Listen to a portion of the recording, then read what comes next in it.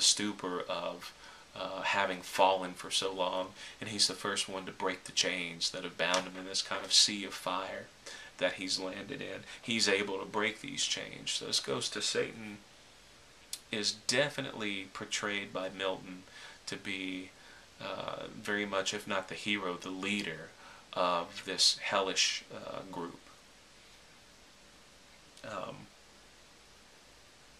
In fact, it's only Satan who has the power to stun the rest, or excuse me, who has the power to corral the rest of the stunned host. Satan first speaks to Beelzebub, who we find out is kind of like his second in command. But after he and Beelzebub have kind of reached firm ground from the sea of fire, Beelzebub's like, hey, we need to rouse up everybody else. The sound of your voice will be enough to do that. And so sure enough, Satan is able to basically call everyone back to arms. The description says that it's almost like a slumbering night watchman caught by his king.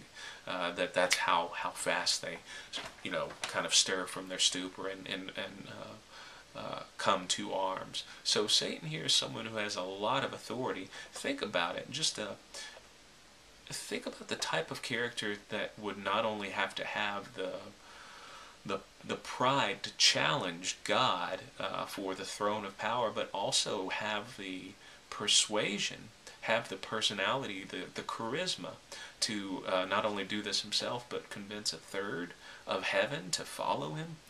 I think Milton does a very good job of portraying the positive to others. That's the important thing. It's maybe not a positive character trait, but other people would view it as positive that Satan possesses. And I think Milton gives a lot of descriptions that it's important we read that Satan, his words sometimes they sound powerful, but Milton also tells us that they're hollow words, that he may give them a pleasing appearance, but they're actually just hollow words. So this goes back to Satan's perceived to have a lot of positive characteristics, but that perception is possibly diluted, not crystal clear perception. I think it's very important that Satan, with talking with Beelzebub, shows no regret of his decision to war on heaven. In fact, he's still proud of it. He's like, even though he lost, he's still proud that he had the. He still takes pride that he was able to kind of shake the pillar of heaven by challenging God's authority, even though he loses.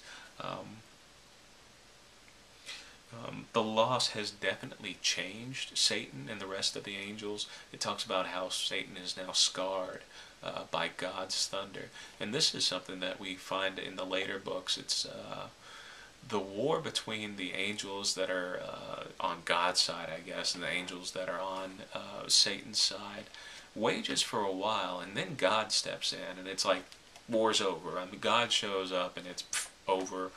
Satan and his hosts are cast out.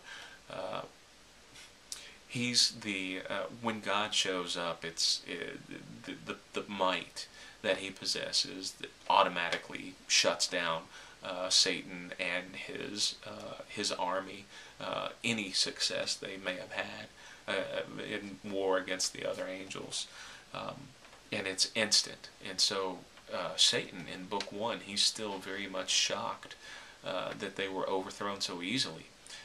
He tells his angels that they had no idea that God had this much power because he never had to use it. But he also turns it back to a positive, that he says, well, you know what, yeah, sure, he's powerful, now we know, and so we'll be better prepared for when we go back and retake the throne of heaven, which we'll talk about more in Book 2. Satan definitely is still optimistic and hopeful for his future and the future of his army. He basically tells his army that, hey, all is not lost. Don't despair because there's still hope. This seems heroic, but we have to keep in mind who we're actually talking about. We don't want to give too much heroism. his basic rationale for why they should continue their fight against heaven is, look around you. Could it get any worse? We're in hell. Let's continue fighting, because what else can he do that would make it worse? And this is going to be an argument that comes back in Book 2. A few different demons have a different opinion on this.